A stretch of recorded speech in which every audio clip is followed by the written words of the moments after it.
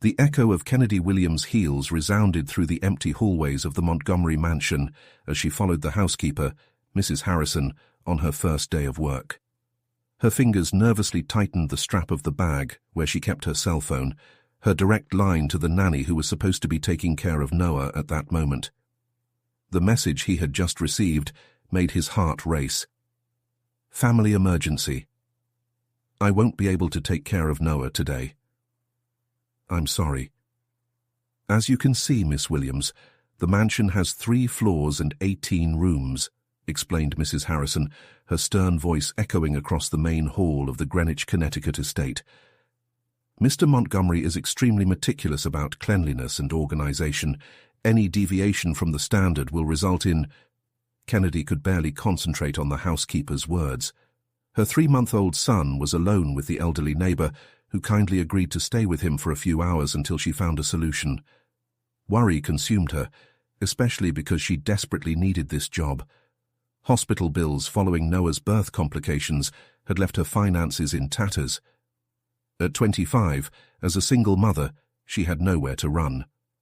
The salary offered by the position at the Montgomery mansion was their last hope of keeping a roof over their heads. Miss Williams, do you hear me? Mrs. Harrison's voice brought her back to reality. Yes, I'm sorry. I was just memorizing the instructions, Kennedy replied, forcing a smile. After the initial orientation, Kennedy found herself alone in the service room, where cleaning products and uniforms were stored. His hands shook as he dialed the number of every babysitting agency he could find on Google. One after another, he received the same answer. There was no one available that day. Desperation led her to make a decision that could cost her job. She would look for Noah and keep him hidden in the service room. It was risky, but I had no choice. Everett Montgomery, the reclusive billionaire owner of the mansion, was on a business trip in Seattle and wouldn't return for 2 days. Ms. Harrison only supervised remotely, visiting the property twice a week. An hour later, Kennedy was pushing his cleaning cart through the halls of the mansion, a basket of clothes carefully positioned at its base. Inside, Noah slept peacefully, wrapped in soft blankets. Each time she stopped to clean a room, she positioned the stroller so she could keep her eyes on the baby. The morning passed without incident. Kennedy managed to clear the library, 3 guest bedrooms, and was starting down the main hallway when he heard the unmistakable sound of a car approaching through the mansion's circular driveway. His heart stopped when he recognized the silhouette of the black Aston Martin through the French windows. Everett Montgomery had returned early. As if sensing his mother's tension, Noah chose that moment to wake up, his cries echoing through the mansion's marble hallways. Kennedy ran to the stroller, trying to calm the baby, but it was too late. Steady footsteps approached, and she knew her secret was about to be discovered. What does that mean? Everett Montgomery's deep, controlled voice froze Kennedy in place. She slowly turned around, still cradling Noah, to face her employer. Tall, impeccably dressed in a navy suit, Everett Montgomery was the embodiment of power and authority. His blue-gray eyes, normally cold and calculating, were fixed on the baby in his arms, with an expression that Kennedy couldn't decipher. "Mr. Montgomery, I can explain," she began, her voice shaking. But something strange happened. The man who used to make CEOs of major corporations shake in their chairs during negotiations looked like he had been struck by lightning. His rigid posture faltered, and for a brief moment, Kennedy saw pain in his eyes. Old, deep pain. "What's his name?" Everett asked, his voice surprisingly soft. "Noah," Kennedy replied, confused by the unexpected reaction. "He's 3 months old." A heavy silence filled the hall. Everett kept looking at Noah as if he saw a ghost. Kennedy knew from the whispers of other employees that he had lost his wife, Charlotte, during the birth of their stillborn son 5 years ago. Since then, the billionaire had become a shadow of himself, sinking into work and isolation. "Miss Williams," he finally spoke, "follow me to my office." Kennedy followed him with her heart in her throat, certain she would be fired. To their surprise, when they arrived at the luxurious office overlooking the estate's gardens, Everett did not sit behind his imposing mahogany desk. Instead, he remained standing, watching Noah, who was now playing with the buttons on Kennedy's blouse. "I assume you had no other option today," he said, more like a statement than a question. "No, sir. My nanny cancelled at the last minute, and I really needed to work." She didn't mention the medical bills or her desperate financial situation, but something in her voice must have conveyed urgency. Everett nodded slowly, as if he was fighting an internal battle. "The east wing of the second floor is empty," he said finally. "It can be adapted to accommodate you and Noah during your work hours, with some safety modifications, of course." Kennedy blinked several times, unsure if she had understood correctly. "Sir? I'm offering a solution, Miss Williams, one that benefits us both." His eyes met hers. "You keep your job, and I—" He hesitated. "Make sure my employee can work without worry." At that moment, Noah chuckled, extending a chubby little hand towards Everett. The sound seemed to pierce through years of carefully constructed defenses, and Kennedy saw something awaken in the billionaire's eyes, a spark of life that had long been dormant. There, in that office bathed in morning light, Kennedy realized he was witnessing more than a simple work negotiation. It was the beginning of something that would change not only his life, but also that of the man everyone knew only as the ruthless CEO of Montgomery Technologies. In the week following Noah's discovery, the east wing of the Montgomery mansion underwent a surprising transformation.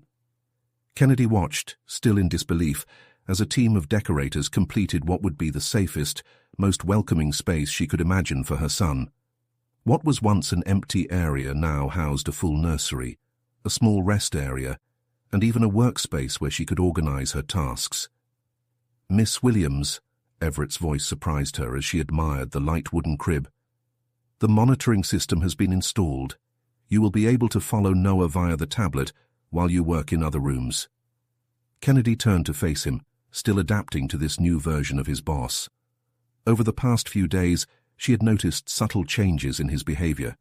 The man known for his coldness occasionally stood near the nursery door, watching silently as she rocked Noah. "Mr. Montgomery, this all is more than I could dream of," she said, adjusting Noah in her arms. "I don't know how to thank you." Everett took a step forward, his eyes fixed on the baby who was now smiling, making small bubbles with his mouth.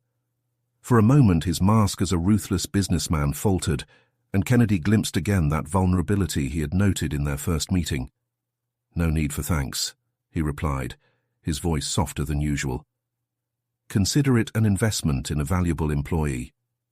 Mrs. Harrison, who had initially been horrified by the idea of a baby in the mansion, surprisingly became an ally after Everett made his position on the matter clear. The housekeeper now occasionally showed up with small gifts for Noah, handmade quilts, and even a musical mobile that she had kept in a drawer for years. Kennedy's daily routine took on a new rhythm.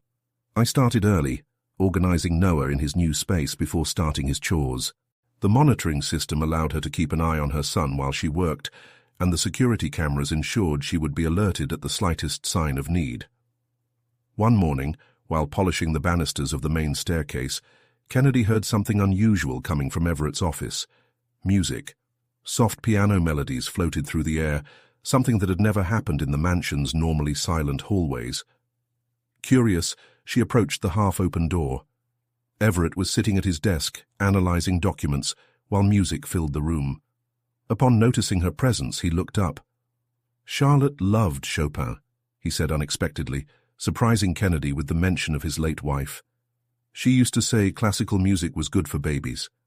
Kennedy felt her heart clench at the pain evident in her voice. "Noah seems to like it too," she replied softly. "He always calms down when he listens to music." A small smile, perhaps the first she had ever seen, appeared on Everett's lips. Maybe we can leave the music on during the day, for Noah." "He'd like that," Kennedy agreed, realizing this was the first time they'd talked about anything other than work. That afternoon, as Kennedy organized the library, he reflected on the subtle changes Noah had brought to the mansion. The once austere hallways now occasionally echoed with baby giggles. The employees, who had previously walked in fearful silence, now stopped to make faces at Noah when they found him in his cart. But the most notable change was in Everett. She would sometimes catch him standing near the nursery, as if he wanted to go in but couldn't find the courage. When Noah was awake and saw him, he always extended his little arms towards him, causing an indescribable expression on the billionaire's face. "He has your eyes," Everett commented one day, surprising Kennedy as she changed Noah. "Same green eyes." "Yes," she replied, hesitant to mention Noah's father. It's one of the few things he inherited from him. Everett seemed to notice her hesitation. "Father, isn't he there?" "No," Kennedy replied simply, focusing on buttoning Noah's overalls. "He made it clear he wasn't ready to be a father when he found out about the pregnancy." A heavy silence settled in the room, broken only by Noah's chirps. When Kennedy finally looked up, he saw something in Everett's eyes that looked like a mix of anger and protection. "Some men don't deserve the title of father," he said finally, his voice thick with emotion. "Others would give anything to have that chance." Kennedy felt the weight of those words, understanding that he was talking as much about Noah's father as he was about his own loss. At that moment, something changed between them, a mutual understanding, a recognition of shared pain, even if for different reasons. The days turned into weeks, and Kennedy began to notice that Everett was spending more and more time at home. He still worked intensely, but now he often did so from his office in the mansion, where he could hear Noah's occasional laughter echoing through the halls. One night, when Kennedy was getting ready to leave, she found an envelope in her bag. Inside was an updated contract, offering not only a significant raise, but also full health benefits for her and Noah. Attached was a handwritten note. "To ensure you both receive the care you need, E.M." As he held the contract, Kennedy realized that what had started as a desperate solution to a difficult day had turned into something much more meaningful. Somehow, her little Noah was managing to melt the ice surrounding Everett Montgomery's heart, and she couldn't help but wonder where this journey would take them. Autumn arrived in Greenwich, painting the trees in the Montgomery mansion garden in shades of red and gold. Kennedy watched the leaves dance in the wind through the nursery window as she organized Noah's clothes. The baby was now 4 months old, and his smile lit up every corner of that house that previously seemed so cold. "Miss Williams," Everett's voice sounded from the doorway, making her turn around. He was holding a folder of documents and seemed slightly nervous, something unusual for someone normally so controlled. "I have a matter to discuss with you." Kennedy felt butterflies in his stomach, that instinctive fear of losing everything always present.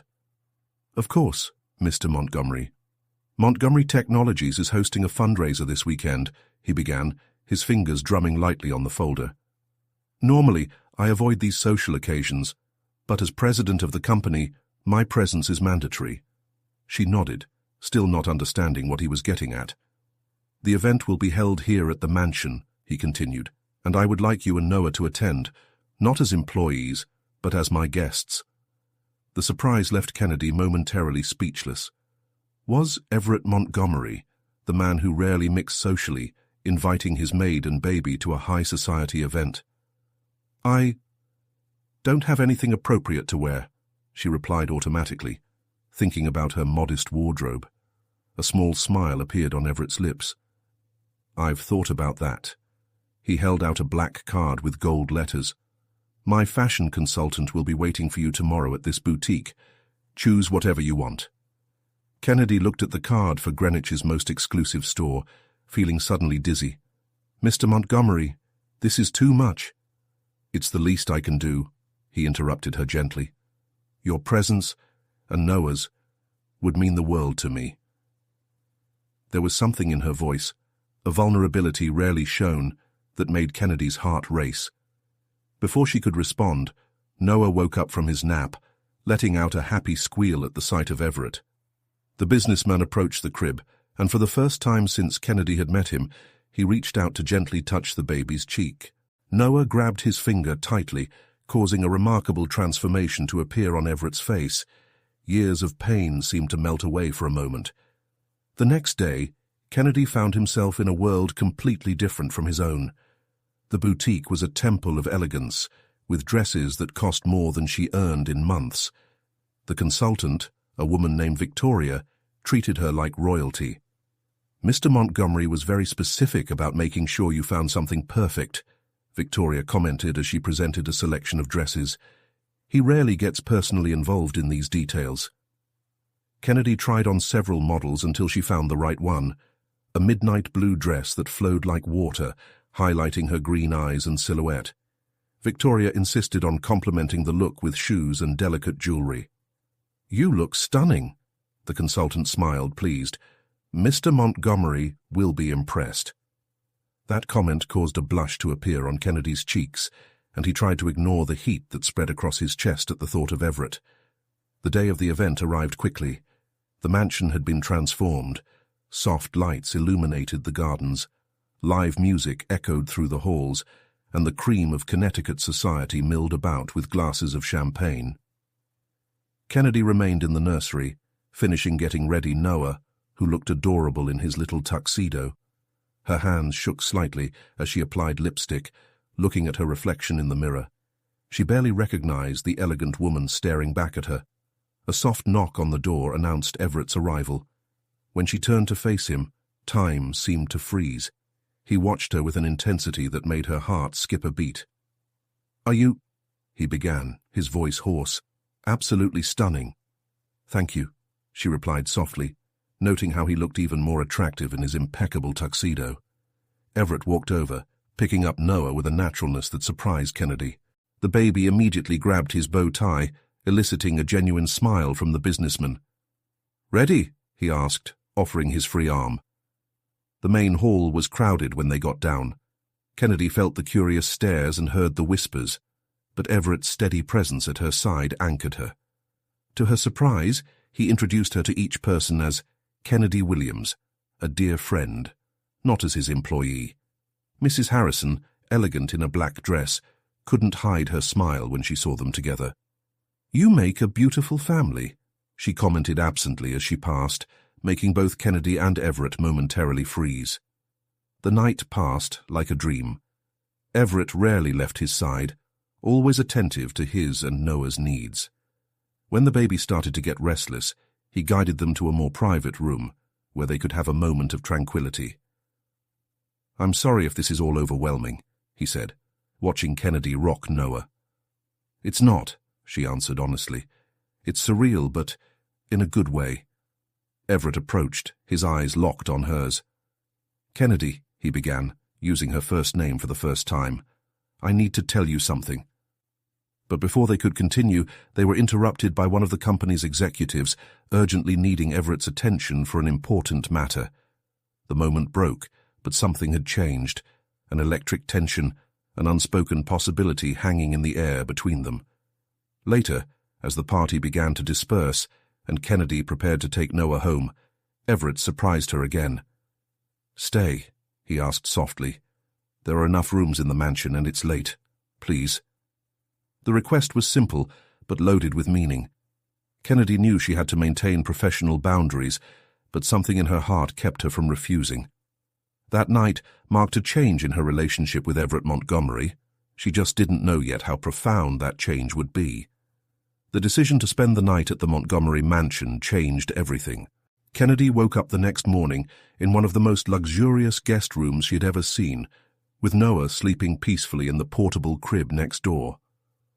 The soft light of dawn filtered through the silk curtains, and for a moment she allowed herself to imagine what it would be like to wake up like this every day. The sound of footsteps in the hallway brought her back to reality. Everett had mentioned an important meeting that morning, and Kennedy knew she needed to get back to her normal routine.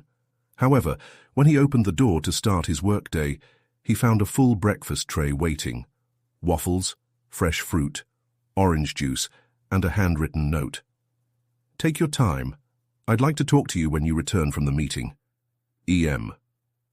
Those words made her stomach turn. The night before had been magical, almost like a fairy tale, but the light of day brought with it the harsh reality. She was still his employee, and he was still Everett Montgomery, billionaire CEO. As she fed Noah, Kennedy reflected on the past few months. How had this man, initially so cold and distant, transformed into someone who gently held her child and looked at her as if she was something precious? The change had been gradual, almost imperceptible, but undeniable. "Miss Williams?" Mrs. Harrison appeared in the doorway, her normally stern face softened by a smile. "Mr. Montgomery called. He asks you and Noah to meet him in the conservatory at 2 o'clock. Kennedy nodded, trying to ignore the nervousness building in his chest. The conservatory was Charlotte's favorite place. She knew it from the whispers of the older staff. It was a space Everett had rarely visited since his wife's death. The hours dragged by. Kennedy tried to busy herself with her normal tasks, but her mind kept going back to the night before. The way Everett introduced her to guests, how his eyes followed her around the room, how his hands occasionally brushed hers as they passed Noah around. When the clock finally struck 2, Kennedy walked nervously towards the conservatory, with an excited Noah in her arms. The space was stunning. Glass walls let in natural light, and exotic plants created an oasis of green and flowers even during autumn. Everett was already there, standing next to a white piano. He had ditched his formal suit for a light blue shirt and dark pants, looking more relaxed than she had ever seen him. "Kennedy," he said softly, using her first name again. "Thank you for coming." "Mr. Montgomery." "Everett," he interrupted gently. "Please call me Everett." He walked over, picking up Noah naturally. The baby immediately grabbed his tie, eliciting a genuine smile. "This place," Everett began, his voice thick with emotion, "was special to Charlotte. She used to say that here she could feel life in its purest form." He paused, adjusting Noah in his arms.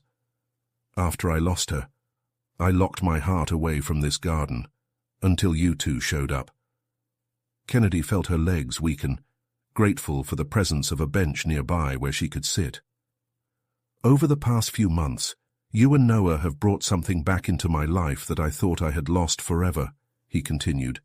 "Hope, joy, the ability to feel." "Everett," Kennedy whispered, her heart hammering in her chest. "I know this may seem inappropriate, given our current arrangement," he continued, sitting down next to her with Noah still in his arms. "But I can no longer ignore what is happening between us. What started as a working agreement has turned into something much more significant." Kennedy watched as he gently played with Noah's little fingers, marveling at the transformation of the man who was once known as the iceberg of Manhattan. "I don't want you to remain my employee," he said finally, making her heart stop for a moment. "I want you and Noah to be a part of my life in a different way, like family." The words hung in the air between them, filled with unspoken possibilities and fears. Kennedy felt tears forming in his eyes. "But your position, your company, what would people say?" she asked, giving voice to the fears that haunted her. "I learned the hard way that life is too short to worry about what other people think," Everett replied, his intense gaze meeting hers. "Charlotte taught me to value love above all else, and I failed her by shutting myself down after she left. I don't want to make the same mistake again." Noah chose that moment to let out a small laugh, as if approving of Everett's words. The sound echoed throughout the winter garden, filling the space with a pure joy that seemed to dissolve all doubts and fears. "I don't expect an immediate response," Everett added softly. "I know this is an important decision, one that affects not only you, but also Noah. I just want you to know that my feelings are real and deep." Kennedy looked at him, at the man who had transformed so completely in the last few months, and felt her heart expand with a certainty that scared and thrilled her at the same time. "I think I already know my answer," she whispered, leaning closer to him. The future was still uncertain, full of challenges and possible obstacles, but in that moment, in the conservatory with the afternoon sun creating a golden halo around them, Kennedy knew she had found her home. Kennedy's decision to accept her new relationship with Everett triggered a series of changes at the Montgomery mansion. The first of these was transforming the guest room where she and Noah had slept that magical night into their new permanent space.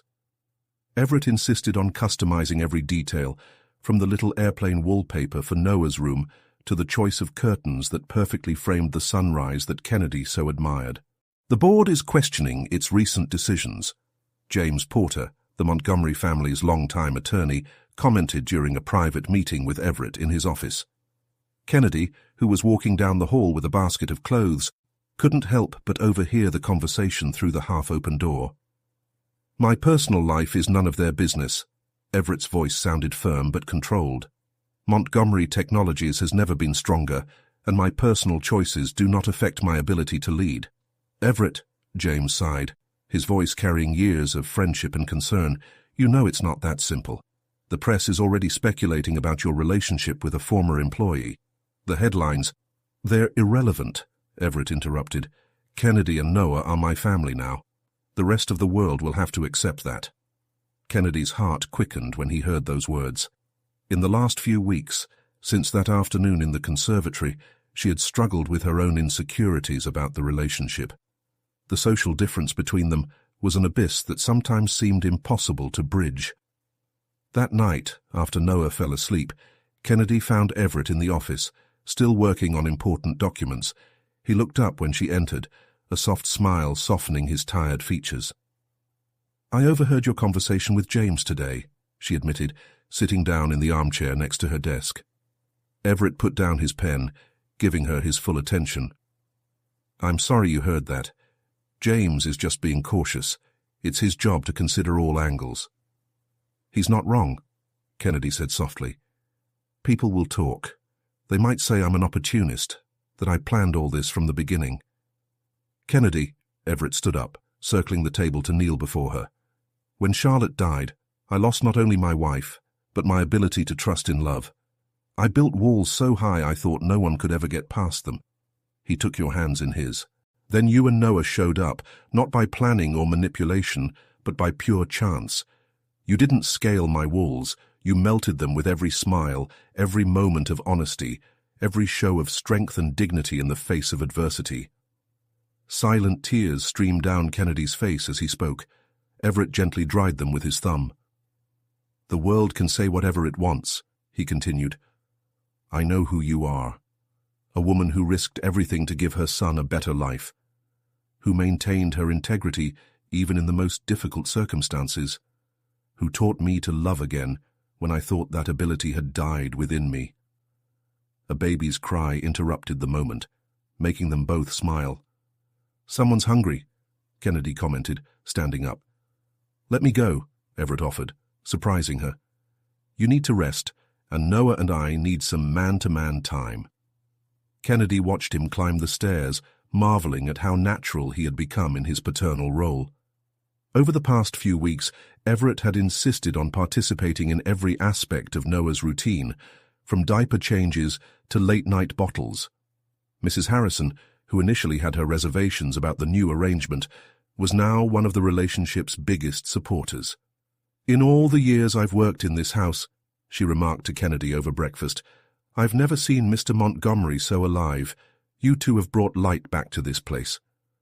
Adaptation was not always easy. Kennedy was still learning to navigate the social world of Everett, and each public event brought new challenges. But he was always by her side, his strong and constant presence, a reminder that she was no longer alone. One morning, while feeding Noah in his high chair, Kennedy found a small velvet box on the breakfast table, along with a note written in Everett's elegant handwriting, "To remember that some of the best stories start with a baby hiding in a laundry basket. All my love, E." Inside the box was a delicate necklace with a basket-shaped pendant, studded with small stones that sparkled like the tears of happiness that now ran down her face. Noah clapped his hands as if he understood the importance of the moment, and Kennedy couldn't help but laugh through her tears. Her life had completely changed in just a few months, transforming into something she had never dared to dream of. And as he held the pendant between his fingers, Kennedy knew this was just the first page of many in his story with Everett Montgomery. News of the relationship between Everett Montgomery and his former housekeeper exploded into New York tabloid headlines with the force of a bombshell. Kennedy sat in the mansion's kitchen watching the sensationalist covers that Mrs. Harrison discreetly tried to hide from her. Seductive Billionaire and From Cleaning Cart to Penthouse were just some of the milder headlines. "Pay no attention to it, dear," Mrs. Harrison said, pouring Kennedy a cup of tea. "Empty people need to fill their lives with gossip." "But what if they're right?" Kennedy murmured, rocking the sleeping Noah in her arms. "What if I'm ruining Everett's reputation?" Before Mrs. Harrison could respond, Everett's voice sounded from the kitchen door. "The only thing you ruined was my ability to live without you and Noah." He walked through the kitchen with determined steps, still wearing his suit from the board meeting that had taken place earlier. Kennedy noticed that his tie was slightly loose, a sign that the day had been particularly challenging. "How was the meeting?" she asked softly, as he leaned down to kiss her forehead and stroke Noah's hair. "Productive," Everett replied, sitting down next to her. "The board has finally understood that my personal life is not up for discussion, and if they need further convincing, I am prepared to buy out those who disagree." Mrs. Harrison discreetly left the kitchen, leaving them alone. Kennedy watched as Everett unbuttoned his jacket and visibly relaxed in his chair. "I don't want you to compromise your position for our sake," she began, but Everett gently interrupted her. "Kennedy, before you and Noah came into my life, I was just a man running an empire. I was successful, yes, but I was dead inside. Every decision I make now is to protect what really matters, our family." At that moment, Noah woke up, letting out a small yawn that made them both smile.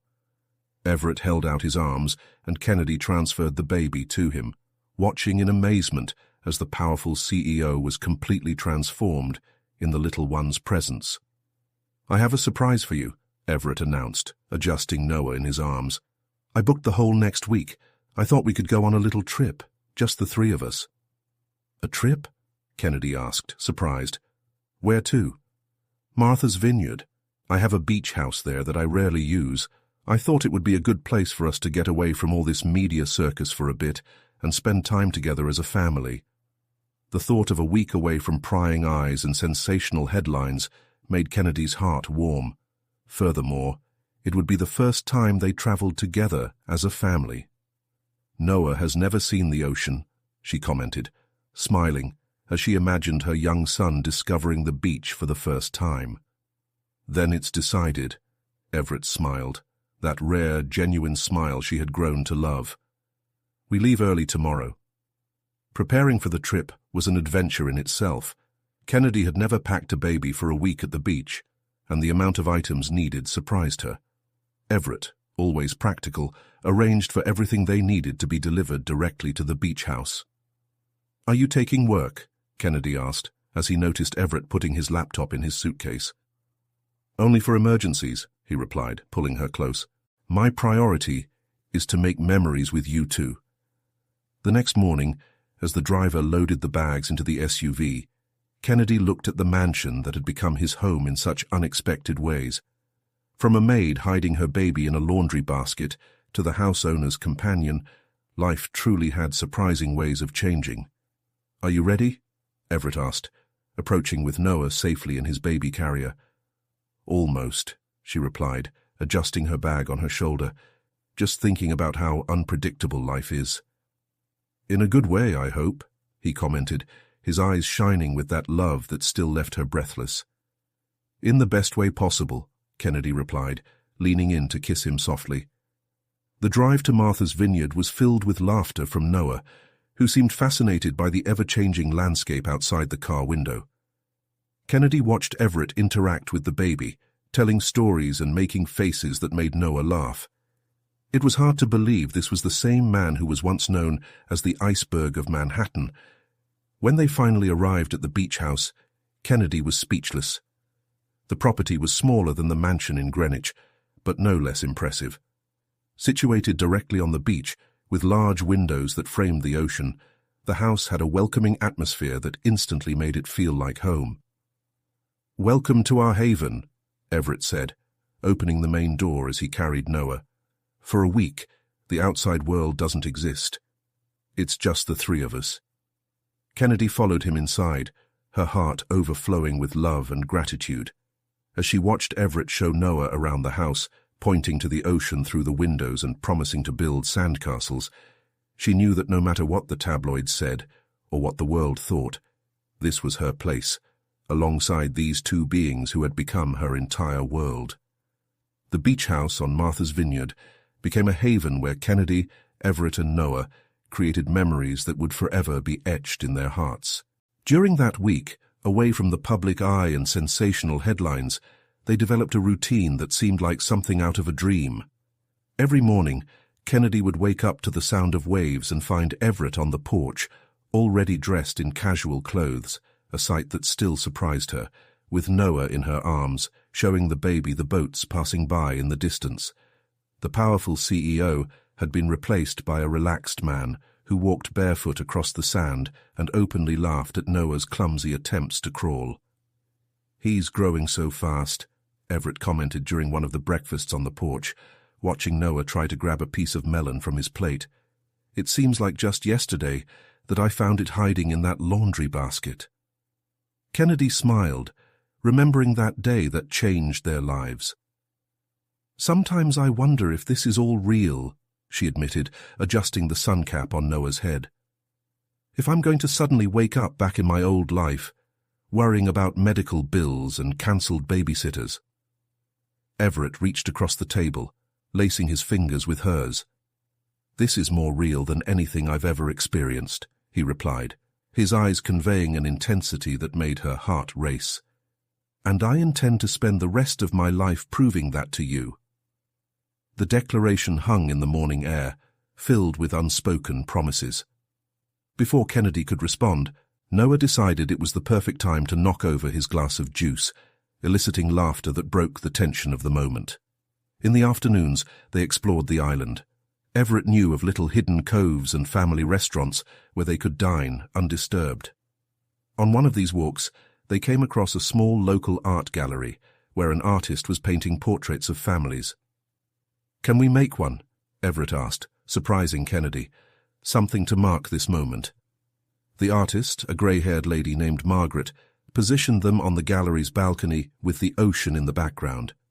As she worked, she told stories about other families she had portrayed over the years. "There's something special about the three of you," Margaret commented, her brush dancing across the canvas. "A story of healing. I can see it in your eyes." Kennedy felt Everett squeeze her hand gently and knew that Margaret had captured exactly the essence of her family. They were, each in their own way, hearts in the process of healing. One night, after putting Noah to bed, Kennedy found Everett on the beach, sitting on the sand looking at the stars. She joined him, letting the sound of the waves fill the comfortable silence between them. "Charlotte loved this place," Everett said softly, breaking the silence. "She said that here she could feel God closer." Kennedy listened intently, knowing that moments like this, when Everett talked about Charlotte, were precious and important to her healing. "For years, I couldn't come back here," he continued. "Every corner of this house held a memory of her, a promise of the future we never had. But now," he turned to look at Kennedy, "now I feel like I can honor those memories while building new ones with you and Noah." "Do you think she would approve?" Kennedy asked softly, a question she had held close to her heart since her relationship with Everett began. "Charlotte always said that love has the power to multiply, not divide," Everett replied, pulling Kennedy closer. "She would have loved to see Noah growing up here. She would have loved to see you bring life back to this house, and to me." Everett's words brought tears to Kennedy's eyes. She snuggled deeper into his arms, letting the warmth of his body and the sound of the ocean lull her. "When we get back to Greenwich," Everett said after a moment, "I want to make some changes to the mansion. Make it truly our home, not just a place where we live." "What kind of changes?" Kennedy asked, curious. "For starters, I thought about turning the entire East Wing into a family space, a place where Noah can grow up, where we can spend time together without the formality of the rest of the house." He paused, as if gathering his courage. "And maybe an extra bedroom," For when our family grows." Kennedy pulled away slightly to look into his eyes, surprised by the suggestion. "Do you want more children?" "Like you?" Everett smiled, that smile that still made his heart skip a beat. "I want it all. Every experience, every moment, every possibility of happiness we can create together." The sound of Noah crying through the baby monitor interrupted the moment, making them both smile.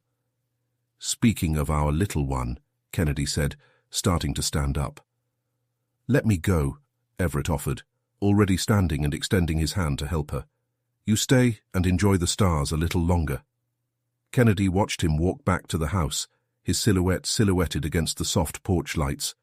In that moment, sitting alone on the beach on Martha's Vineyard, she knew with certainty that she had found not just love, but a true home, a place where broken hearts could heal and start over. The return to Greenwich was smoother than Kennedy had expected. The week on Martha's Vineyard had solidified something between them, transforming their relationship into something deeper and more secure. Changes to the Montgomery mansion began immediately upon his arrival, with Everett personally overseeing every detail of the East Wing's renovation. "What do you think of this tone for the new family space?" asked the interior designer, presenting a soft color palette. Kennedy held Noah on her hip as she examined the samples, aware of Everett's watchful eye on her. "The blue-gray matches the ocean we saw on Martha's Vineyard," she commented, touching the sample with her fingertips. "It brings that same feeling of peace." Everett smiled, walking over to wrap them both in a hug.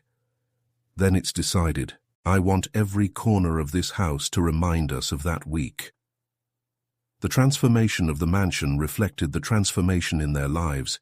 The austere walls gave way to warmer colors, photographs of her little family began to appear in elegant frames, and the portrait Margaret had painted on Martha's Vineyard took pride of place over the fireplace in the new family room. One afternoon, while overseeing the delivery of furniture to the new space, Kennedy found an old box in the back of a closet that was being emptied. Inside were photographs of Charlotte, some alone, others with Everett, all beaming with happiness. "You can put them with ours." Everett's voice surprised her. He was standing at the door, watching her with a serene expression. "Charlotte will always be part of this house, part of our history." Kennedy felt tears in her eyes, touched by the kindness and wisdom of those words. "He is sure." "Absolutely," he replied, sitting down next to her on the floor. "Noah deserves to meet everyone in his story, including Charlotte. She would have loved to be his godmother." That night, after putting Noah to bed, Kennedy found Everett in his office, organizing some documents. He looked up when she entered, and his smile lit up his entire face. "I have a surprise for you," he said, taking an envelope from his drawer. "I know you mentioned wanting to go back to school someday." Kennedy took the envelope with shaking hands. Inside was an acceptance letter from the University of Connecticut for the Child Development Degree Program, along with documents confirming that all expenses were covered. "Everett," she whispered, speechless. "You're brilliant, Kennedy," he said, standing up to stand beside her. "You deserve to make all your dreams come true, not just those related to us." "But what about Noah? My job here?" "Noah will have the best daycare on campus," Everett replied with a smile. "And as for work, well, I think it's time for you to officially retire as a maid and assume your true role in this family." Kennedy's heart sank at those words. "My true role?" Everett knelt before her, taking a small velvet box from his pocket. "Kennedy Williams, you came into my life hiding a baby in a laundry basket and ended up stealing my heart in the process. You taught me that it is possible to love again, that happiness can have a second chance." He opened the box, revealing a vintage diamond ring. "This ring belonged to my grandmother, and before her, my great-grandmother. Charlotte wore it for a while, and now I hope you accept it, along with my request to officially become a Montgomery." Tears ran freely down Kennedy's face as she gazed at the ring. Not just a piece of jewelry, but a symbol of history, tradition, and complete acceptance. "Are you sure?" she asked softly. "The world outside." "The outside world can wait," Everett interrupted gently. "What matters is here, in this house, in this family we've built together. So, Kennedy Williams, would you do me the honor of becoming my wife?" At that moment, as if sensing the importance of what was happening, Noah began to cry through the baby monitor. Kennedy and Everett laughed together, the tension of the moment broken by their little one's perfect timing. "I think he wants to be part of the decision," Everett joked, still on his knees.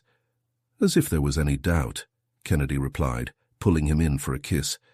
"Yes, Everett Montgomery, 1,000 times, yes."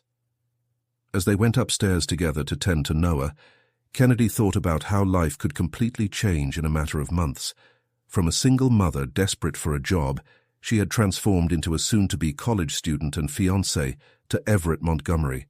Most importantly, she had found a partner who not only accepted her past, but celebrated it as an integral part of who she was. The announcement of Everett Montgomery's engagement to his former maid caused exactly the uproar they expected in Greenwich's high society. The mansion's phones were ringing off the hook with reporters eager for an official statement, and emails from board members expressing their concern piled up in Everett's inbox.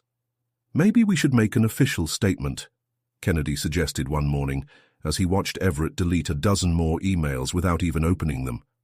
Noah played happily on the office rug, completely oblivious to the turmoil his little family was facing. "We don't owe anyone satisfaction," Everett replied, but his expression softened when he saw the concern in his fiancée's eyes. "But if you think it's important, I think about the people who work at Montgomery Technologies," Kennedy explained, picking up Noah as he crawled over to her. "Their jobs depend on the company's stability. If we can calm things down—" Everett watched the two, marveling at Kennedy's ability to think beyond herself, even in a moment that should have been one of personal happiness. That was exactly why he loved her, her natural compassion, her genuine concern for others. "Okay," he agreed, standing up to hug his family. "We will do it our way. No big events or exclusive interviews, just a sincere and direct communication." The decision to make the announcement through Montgomery Technologies' public relations department came with one condition from Kennedy, that it include a social responsibility initiative. This is how the Noah Foundation was born, a project to help single mothers with medical and educational expenses. "It's perfect," Everett commented when she presented the idea, "turning our story into something that can help other people in the same situation you were in." The statement was sent on a Thursday morning, and the reaction was immediate. To the surprise of many, the love story between the billionaire and his maid, now intertwined with a significant social project, has captured the public's imagination in a positive way.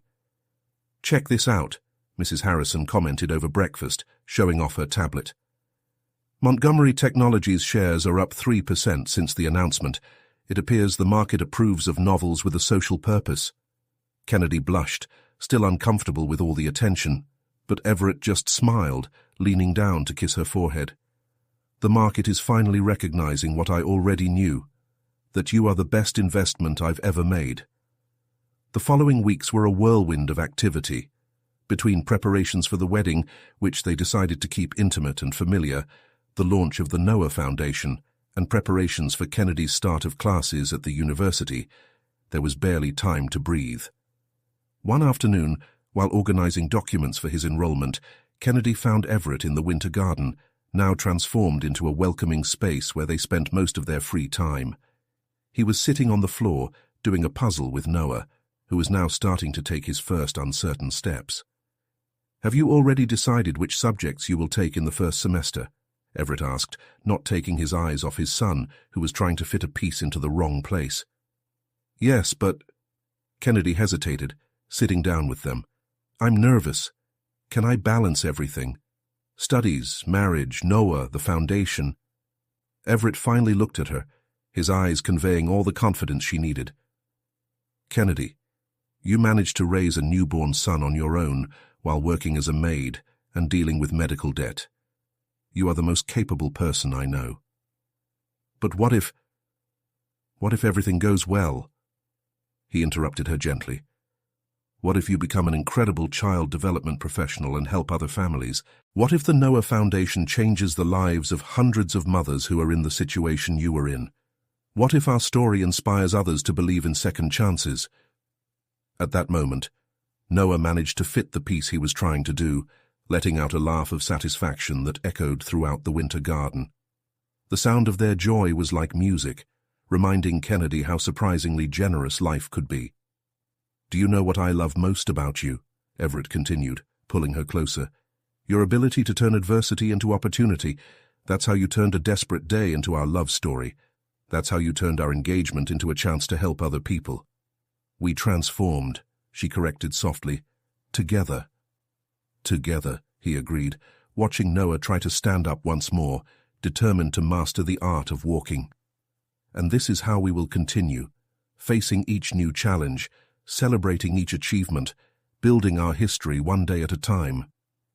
Kennedy snuggled into Everett's arms, watching her son play, thinking about how life had changed in less than a year, from a laundry hamper to a charitable foundation, from a maid to a future college student and bride. But more important than all these external transformations was the change in her heart, the certainty that she had found not just love, but a greater purpose. Autumn has arrived in Greenwich, bringing not only the changing colors of the leaves, but also a new phase in the lives of the Montgomery family. The wedding was scheduled for 3 weeks, and the mansion was buzzing with the discreet but elegant preparations that Kennedy and Everett had planned. The ceremony would take place in the Winter Garden, the same space that had witnessed so many important moments in its history. "The bridesmaids' dresses have arrived," Mrs. Harrison announced, entering the office where Kennedy was trying to balance planning the wedding with her preliminary college studies. Noah played in his special playpen, which Everett had insisted on installing in every main room in the house. "Any problems with the adjustments?" Kennedy asked, looking up from his developmental psychology textbook. "Perfect, like everything Mr. Montgomery provides," the housekeeper replied with a knowing smile. In recent months, Mrs. Harrison had become not just an ally, but a true friend and mentor to Kennedy. The sound of familiar footsteps in the hallway announced the arrival of Everett, who entered the office carrying a thick folder and a worried expression that immediately caught Kennedy's attention. "Did something happen?" she asked, recognizing that look that usually meant some business complication. Everett sighed, sitting in the armchair next to Noah's playpen, who immediately extended his arms to his father. "Noah's father contacted our lawyers," he said finally, picking the boy up. Kennedy felt his blood run cold in his veins. Marcus Bennett, her ex-boyfriend, who had disappeared as soon as he found out about the pregnancy, now chose to resurface. "What does he want?" "Money, obviously," Everett replied, his voice controlled, but with an underlying note of anger. "Apparently you saw the news about our engagement and the Noah Foundation. You're threatening to go to the press with your side of the story if you don't receive financial compensation." Mrs. Harrison discreetly left the office, closing the door to give the couple privacy. Kennedy felt his hands shake slightly as he absorbed the information. "He has no rights over Noah," she said, more to herself than to Everett. "He signed a waiver of parental rights when Noah was born." "And that's exactly why our lawyers are already preparing a countersuit," Everett replied, adjusting Noah on his lap as the baby reached for his tie. "But I want you to know that no matter what he tries, nothing will change our family." Kennedy watched Everett with her son in every way that mattered, and felt a rush of gratitude and love so intense it almost took her breath away. "Do you really want to legally adopt Noah after marriage?" "Kennedy," Everett said softly, standing up to approach her, "Noah is already my son in my heart. The role will only make official what we already know to be true." At that moment, as if understanding the importance of the conversation, Noah reached out to Kennedy, mouthing, "Mama," his new favorite word. The moment of tension dissolved with the baby's laughter. "I will not allow Marcus to ruin this moment in our lives," Kennedy declared, with a determination that surprised even herself. "We have the wedding, the start of my classes, the official launch of the foundation. There are so many good things happening." And that's why his timing is so convenient, Everett commented, his business side emerging. He's trying to take advantage of our happiness, but we won't let that happen. In the days that followed, while lawyers dealt with Marcus's threats, Kennedy and Everett focused on finalizing the wedding details. The small private chapel they had built in the conservatory was almost finished, decorated with white flowers and soft tones reminiscent of the ocean on Martha's Vineyard. One afternoon, while overseeing the delivery of her wedding dress, an elegant, simple design that perfectly reflected her personality, Kennedy found an old photo of Charlotte among the decorations that would be used at the ceremony. She would have approved of all of this, Everett's voice sounded from behind her. Especially the chapel in the conservatory. It was his favorite place to meditate. Sometimes I wonder if she's watching us, Kennedy admitted, holding the photo fondly. If she approves of the way we're bringing our stories together. I'm sure you do, Everett replied, hugging her from behind. Charlotte always said that true love has the power to heal all wounds, and that's exactly what happened to us, isn't it? The sound of Noah calling Mama through the baby monitor interrupted the moment, making them both smile. It was time for their afternoon nap, and not even Marcus's threats or the stress of wedding preparations could interfere with the routine they had established. Come on, Everett said, kissing her forehead. I'll finish supervising the delivery of the dress. As she walked upstairs to meet Noah, Kennedy reflected on how her life had changed. Marcus's threats, although worrying, seemed small compared to the solidity of what they had built. She was no longer that scared young solo mother hiding her baby in a laundry basket. Now she was a woman about to marry the man she loved, starting a new academic phase, and leading a foundation that would help other women in a similar situation to the one she had experienced. Life truly had surprising ways of turning fears into hope and broken hearts into love stories. Marcus Bennett's threats cast an unexpected shadow on the weeks leading up to the wedding, but they also served to further strengthen the ties between Kennedy and Everett. On a particularly busy morning, while Noah was playing with his colorful blocks in the office, the couple met with James Porter, the family's lawyer, to discuss the situation. We got a preliminary restraining order, James reported, spreading documents out on the mahogany desk. Marcus is not allowed near you or the mansion, and is prohibited from making any public statements about Noah or Kennedy. Everett, who was standing by the window, nodded with satisfaction. What about the extortion attempt? We have all the messages documented, James replied, adjusting his glasses. If he tries anything, we could bring criminal charges. Kennedy observed the conversation in silence, his gaze alternating between the men discussing legal aspects and his son, who seemed oblivious to all the tension in the room. Noah had just completed his first year of life, and she could hardly believe how that little being that had once fit in a clothes basket was now walking, albeit staggeringly, through the halls of the mansion. Kennedy? Everett's soft voice brought her back to the present. Are you okay with all of this? I am, she replied firmly. Marcus lost the right to be part of our lives the moment he chose to abandon us. I will not allow him to turn our happiness into a media circus. James smiled approvingly. That's exactly the attitude we need to maintain. Stay focused on the marriage and the Noah Foundation. The media will soon lose interest in a man trying to profit from an ancient story. After the meeting, Kennedy and Everett took Noah for a walk through the mansion's gardens.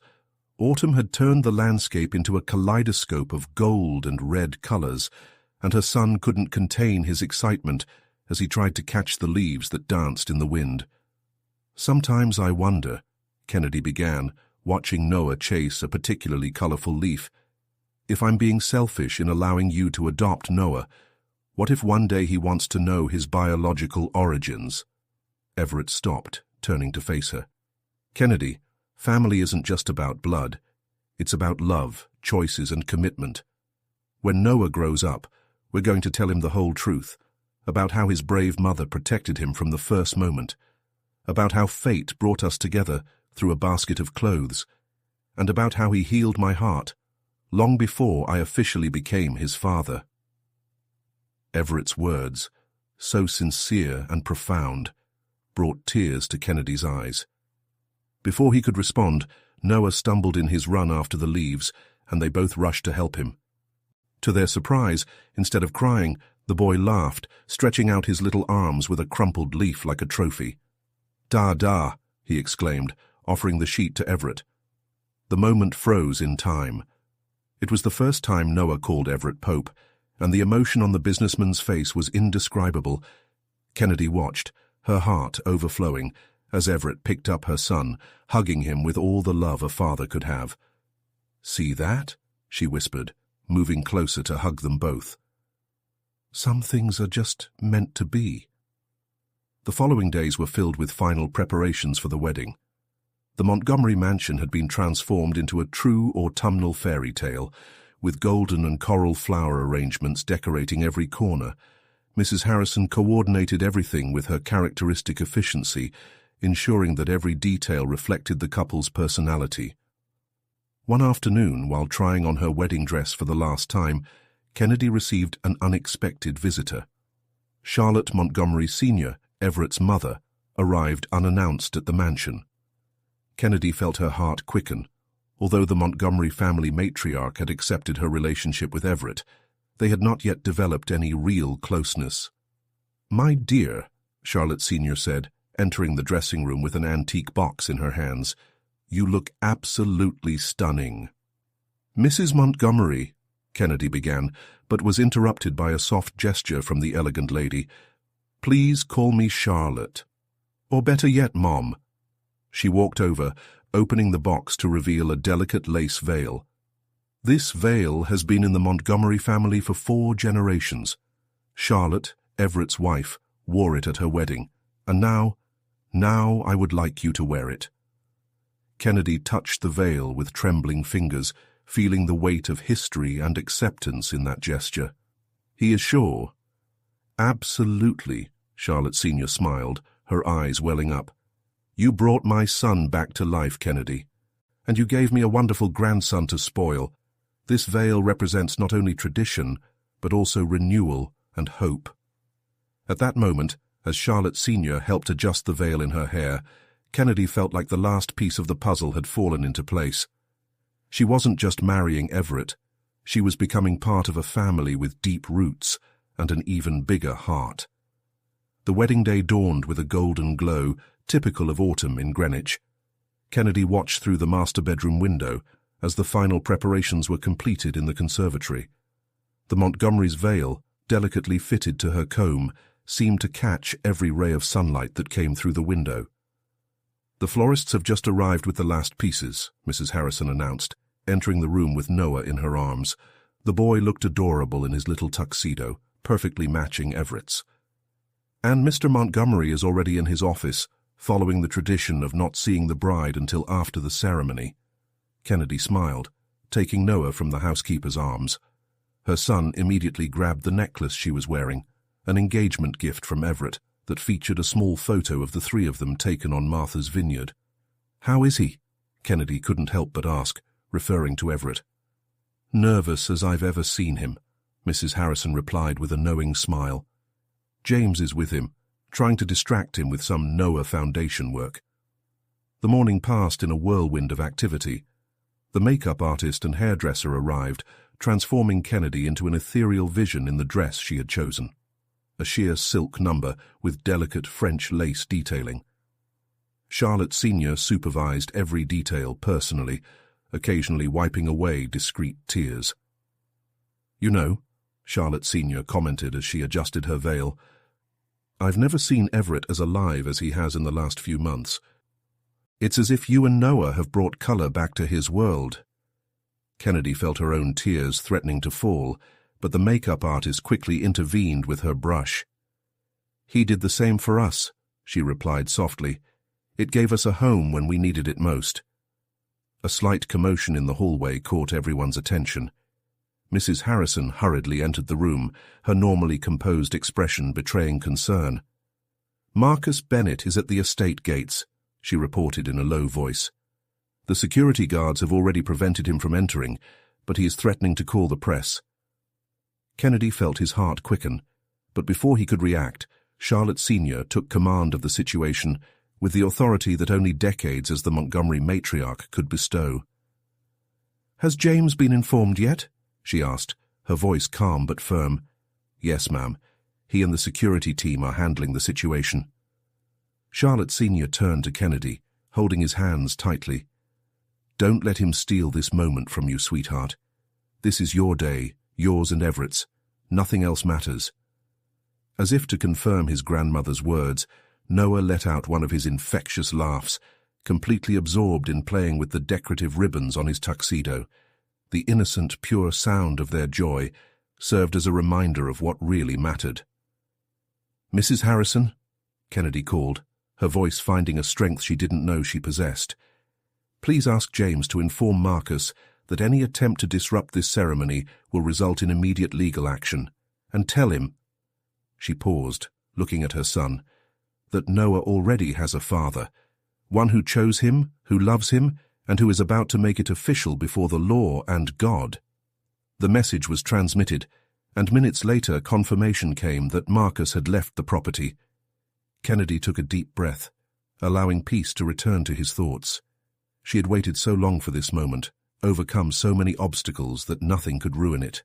As the time for the ceremony approached, the conservatory filled with the select few guests, just close family and close friends. The transformation of the space was breathtaking. Flowers in shades of coral and gold cascaded down the glass walls, creating an ethereal effect with the natural autumn light.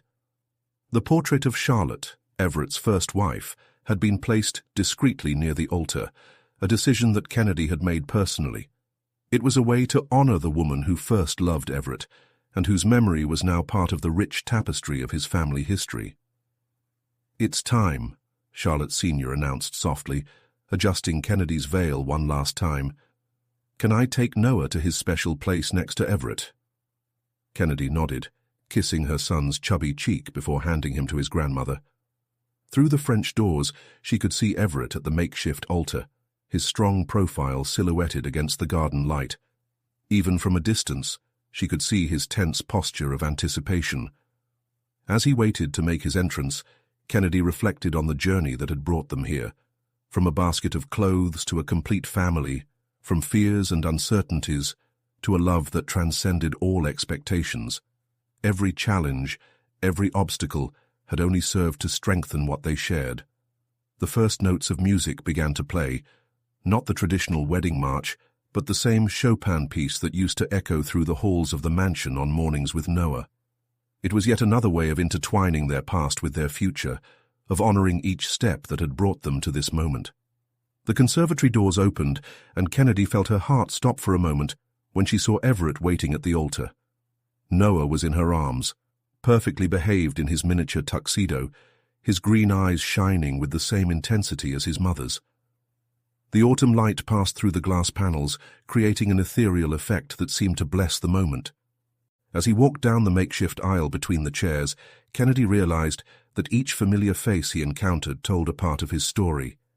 Mrs. Harrison, with barely contained tears, who had been his first ally in the mansion. Charlotte Sr., who now smiled with genuine maternal pride. The Noah Foundation staff, who had helped turn her personal experience into hope for other mothers. As she reached the altar, Everett reached out to her, and the familiar touch of his fingers brought a wave of certainty that dispelled any remaining nervousness. Noah immediately extended his arms to Kennedy, eliciting soft laughter among the guests. "You look stunning," Everett whispered, his voice cracking with emotion. The celebrant began the ceremony, but Kennedy could barely concentrate on the formal words. Her mind wandered to the moments that brought them here. The desperate day with the laundry basket, the first time Everett held Noah, the nights on Martha's vineyard, every little moment that had built their love story.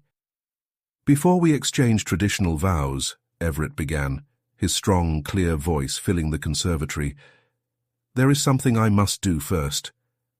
He turned to Noah, who was watching everything with childish curiosity.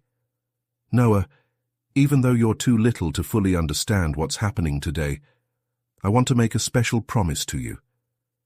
Kennedy felt the tears begin to fall as Everett took a small piece of paper out of his pocket. "I, Everett Montgomery, promise to be not only your legal father, but your protector, your guide, and your safe haven. I promise to love you unconditionally, celebrate your achievements, and hold your hand in difficult times. I promise to honor your mother's courage and do everything in my power to be worthy of the title of father that you have already bestowed upon me with your pure heart." There wasn't a dry eye in the conservatory when Everett finished his words. Noah, as if sensing the importance of the moment, extended his arms towards him, letting out a joyful "Papa" that echoed through space. Kennedy then took out his own paper, his hands shaking slightly. "Everett, you not only gave me a home when I needed it most, but you showed me that true love is about daily choices. Choices to forgive, to trust, to grow together. You turned my greatest fear, being discovered with Noah that day, into the greatest blessing of my life. I promise to honor that love every day, to be your partner in every challenge, and to celebrate every moment of joy as if it were my first." The exchange of rings was an especially touching moment, with Noah insisting on holding the small cushion where they rested. When they were finally declared husband and wife, the small space erupted in applause and congratulations. The reception that followed was intimate and elegant, just as they had planned. The mansion's garden had been transformed into an autumnal fairy tale setting, with soft lights hanging between the trees and tables decorated with arrangements in shades of coral and gold. During dinner, James Porter stood up to make a toast that surprised everyone. As the Montgomery family attorney for 2 decades, I have witnessed many significant moments, but today I am pleased to announce that Noah's adoption papers have been officially approved. From now on, he is legally Noah Montgomery. The news was met with a new wave of applause and tears of joy. Kennedy looked at Everett, who was smiling with that special sparkle in his eyes that she had grown to love. "Did you know that?" she asked, as Noah happily played with the bow on his tuxedo. "I wanted to surprise you," he replied, leaning in to kiss her softly. "We are now officially a family in every way." The night progressed with dancing, laughter, and shared stories. Mrs. Harrison surprised everyone with a photo album he had secretly compiled, documenting the evolution of their relationship over the months, from the tense early days to the moments of pure joy.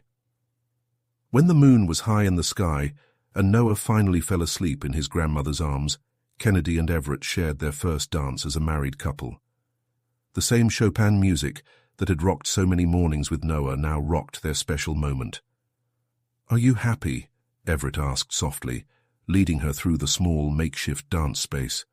"More than I ever thought possible," she replied, resting her head on his shoulder. "And you?" "For the first time in a long time, I feel like I'm exactly where I'm supposed to be," he said, holding her closer to him, "with the people who were destined to be my family." A year after the wedding, the Montgomery mansion had been completely transformed. What was once an austere and silent space now vibrated with the laughter of Noah, who had just turned 2, and the constant sound of classical music throughout the hallways. Kennedy, now in the 2nd semester of her degree in child development, balanced her studies with her role at the Noah Foundation, which had already helped more than 100 vulnerable solo mothers. On this particular morning, Kennedy watched through the window of his makeshift office in the conservatory as Everett played with Noah in the garden. Her son, increasingly similar to her in gestures and expressions, ran in circles around his father, who pretended he couldn't catch him. "Mrs. Montgomery?" Mrs. Harrison's voice brought her back to the present. "Your doctor is on the line." Kennedy picked up the phone with slightly shaking hands, even though he already knew what the call would confirm. After hanging up, she sat for a few moments, letting the news sink in completely. "Good news, I hope?" Mrs. Harrison asked softly, noticing the special sparkle in Kennedy's eyes. "The best," Kennedy replied, a smile spreading across her face. "But I need to find the perfect time to tell Everett." The opportunity arose that same night, during the Noah Foundation's annual benefit dinner. The event, held in the mansion's main hall, brought together donors, beneficiaries, and supporters of the project that had become a model of social assistance in Connecticut. Everett was on the makeshift stage, presenting the results of the Foundation's first year, when Kennedy felt a rush of emotion as she saw Noah, impeccable in his little suit, running up to his father and grabbing his leg. "And, as you can see," Everett continued without missing a beat, picking up his son, "the Noah Foundation isn't just about numbers and statistics. It's about families, about second chances, about love finding its way in the most unexpected circumstances." Kennedy watched from the front row, his heart overflowing with love for these two beings who had transformed his life so completely. When Everett walked off the stage with Noah still in her arms, she knew it was time. "I have something to tell you too," she said softly, leading them to a quieter corner of the room. "Something that will change our family once again." Everett watched her closely, recognizing that special sparkle in her eyes. "Kennedy, our family is going to grow," she announced, taking her husband's hand and placing it on her still flat belly. "In approximately 7 months." Everett's reaction was instantaneous. His eyes filled with tears as he pulled her into a tight hug, with Noah happily squeezed between them. "Baby?" Noah asked in his childish voice, making them both laugh through their tears. "Yes, my love," Kennedy replied, kissing her son's cheek. "You're going to be a big brother." The news quickly spread throughout the hall, turning the charity event into a double celebration. Charlotte Sr. couldn't contain her tears of happiness, and Mrs. Harrison was already starting to plan the necessary adaptations to the baby's room. Later that night, after the guests had left and Noah had fallen asleep, Kennedy found Everett in the conservatory, looking pensively at Charlotte's portrait. "Do you think she's happy for us?" he asked softly as Kennedy joined him. "I'm sure you do," Kennedy replied, wrapping her arms around her husband's waist. "She will always be part of our history, part of what got us here." "Sometimes I wonder," Everett continued, turning to face her, "how my life changed so completely in such a short time. From a man who had given up on love to a husband, father of 2 children. 3, Kennedy corrected with a smile. "Noah and this baby on the way are as much your children as any child could be." Everett kissed her softly, his hands resting protectively on her stomach. "How are we going to tell the press this time?" he joked, remembering the media circus his marriage had provoked. "How about we just let them figure it out for themselves?" Kennedy suggested. "After all, our story has always been more about the quiet moments, about the small daily discoveries." The sound of small footsteps interrupted their conversation. Noah had woken up and, as always, found his way to them. Everett picked him up, and the 3 of them stood there in the conservatory, while the autumn moon bathed everything in its silvery light. Kennedy watched her family, marveling at how a moment of desperation, hiding a baby in a laundry basket, had turned into such a deep and true love story. The Noah Foundation would continue to grow, helping other mothers find their way. Her own academic path would lead her to understand even better how to help families in formation. But in that moment, all that mattered was Everett's arms around her, Noah's comforting weight against her chest, and the promise of a new life growing inside her. The Montgomery mansion, once a symbol of loneliness and loss, had transformed into a true home, a place where broken hearts found healing, where love grew in fertile ground, and where each day brought new reasons to smile. And so, in a winter garden in Greenwich, Connecticut, a family built on choices, forgiveness, and unconditional love continued their journey, proving that the best fairy tales are those written not with magic, but with courage, determination, and hearts willing to love again.